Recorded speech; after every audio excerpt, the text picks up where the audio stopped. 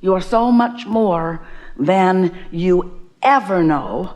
No matter how close to alignment you become, you can't, from your human perspective, comprehend your you-ness. You don't understand your value, but we do. In fact, that's the battle that you fight with those like us, with your inner being, with your non-physical source all the time. You don't let yourself know your greatness, your wholeness, your goodness. You don't let your blessings in because you've got some bogus belief about yourself and about others, about both you and others, that causes you to hold vibrational patterns that don't really let you love the way you naturally love or know what you naturally know. And that's really the greatest value that we see in these interactions, because as you come willing to play with us, willing to listen to us, both with your ears but with your vibrational beingness, you come closer in these hours that we are together to your true vibrational resonance than you do at any other time, other than when you're sleeping or meditating or loving someone with all of your heart. Sometimes when you let your guard down, you love the way you naturally love, and oh, does that ever feel good to you when you do it? But mostly, and we love you so much, you've got yourself blocked off from who you are. And that's why you feel insecure or unsteady. That's why your heart hurts sometimes. That's why you get your feelings hurt. That's why someone, maybe not even deliberately wanting to hurt your feelings, can deliver a piece of information to you that hurts your feelings. They mean well when they tell you you've got spinach between your teeth, but it never feels good. It never feels good for someone to find some flaw in you and point it out to you for your own good. If you are doing something for someone's own good, you have trained yourself into love so that it's easy for you to love, and you love mostly, and when you see them, you love. You don't look for reasons not to. You don't try to justify your insecurity by trying to tear someone else down. You look for reasons to uplift. That's who you naturally are. That's who you are.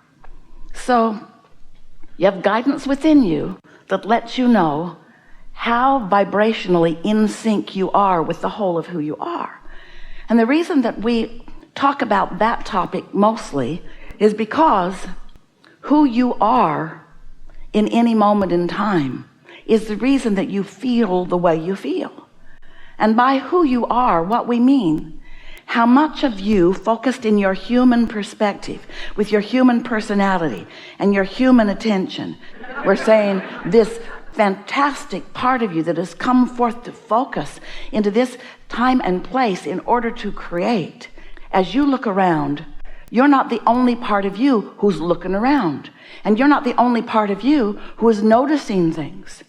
But the thing that we so want you to know is that the non-physical you, your inner being, who is right there with you in every waking moment, noticing things, is noticing things from the love that is you. And when you do less than that, then you feel slightly to greatly diminished, because you're not presenting yourself in your wholeness. You're presenting yourself in your pinched off version. When you feel insecure, that's the pinched off you. When you feel angry, that's the pinched off you, even though the pinched off you has great justification for being the pinched off you.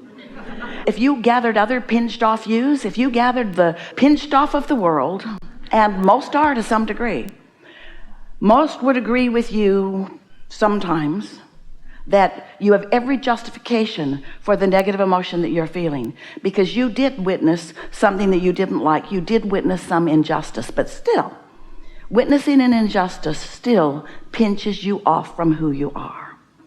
So how do you work this out, Abraham?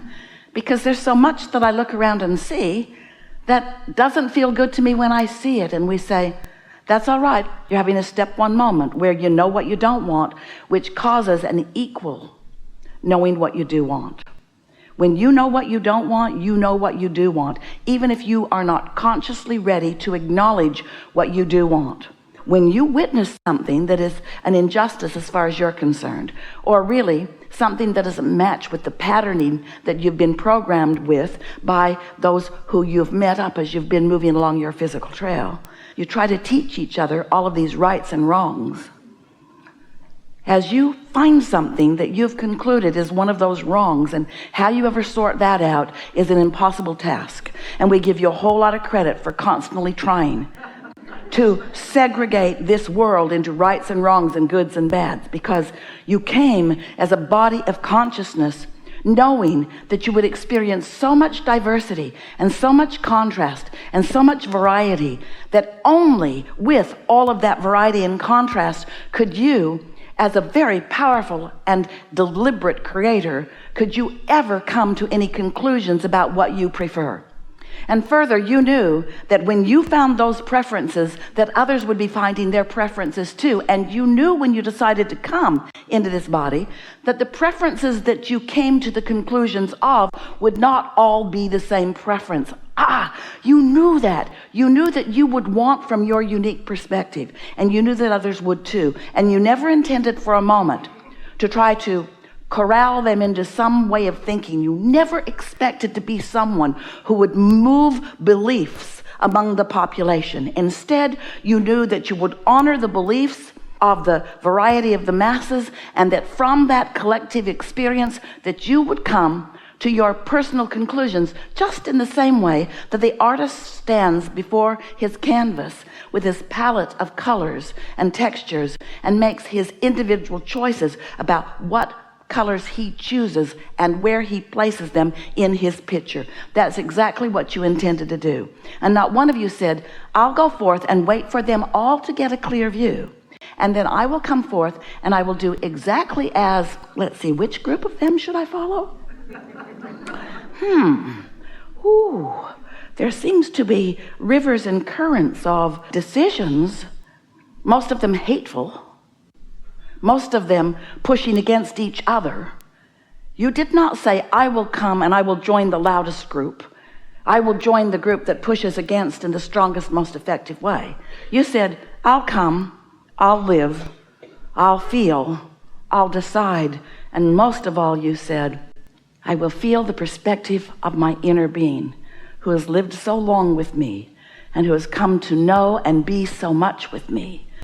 And I will choose that which resonates most deeply with who I am, which means you intended to choose upliftment and love for others and for yourself.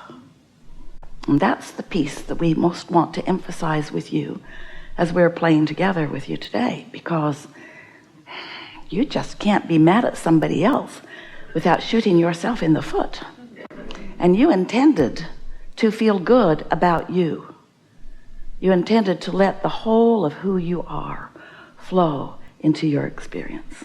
And so that's what we are after as we are playing here together today. We want you to realize who you are. We want you to find clarity about who you are. We want you to remember who you are, and most of all, we want you to practice being who you are. Have you been listening to us for a while? You've been reading and listening and knowing and measuring your newfound understanding against your own magnificent life experience. And so we know that you have a strong basis of understanding. And even if you are relatively new here, you'll catch on fast, because this is not a difficult thing to know. And because your inner being already knows it and has been guiding you toward knowing it. And so much of what you hear here today, you will feel resonance with. You will feel a familiarity about it, because it's truly what you know to be.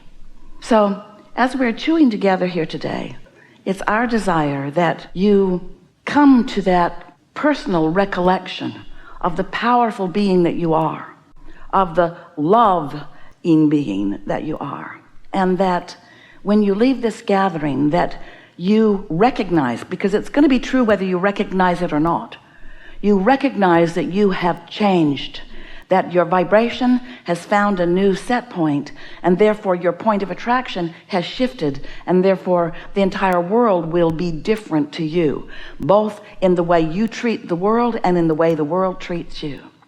because when you come into the resonance of the power of who you are, there's a leverage of alignment, there's a leverage of well-being, there's a leverage of clarity and stamina and flexibility and knowledge that you just can't find without aligning with the whole of who you are.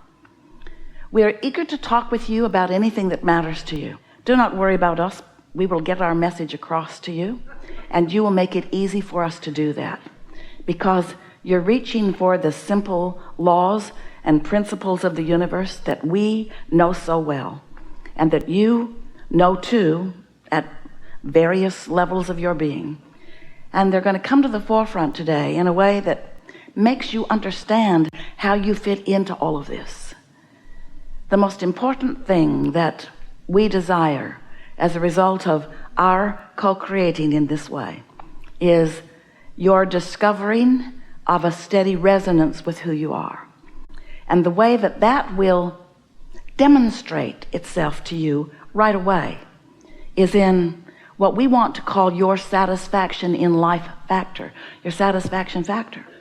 Because when you find a moment in time in which you are experiencing and knowing that you're experiencing utter satisfaction, then you are in complete alignment with who you are.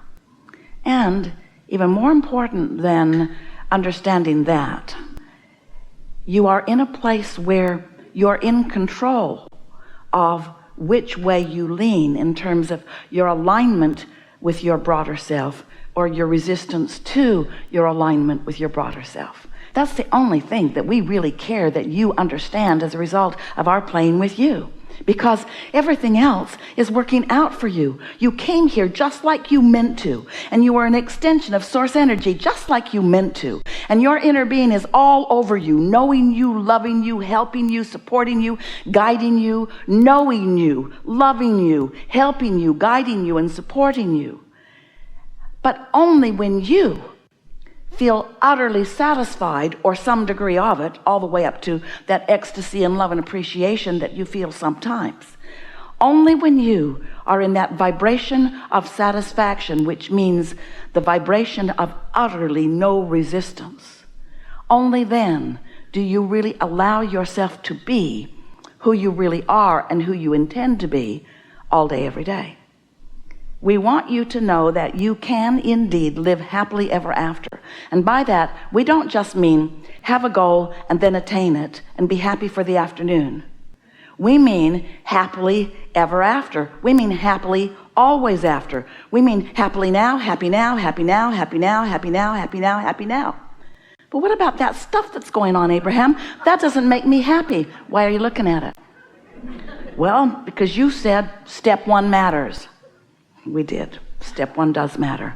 Just don't make a lifetime career of it.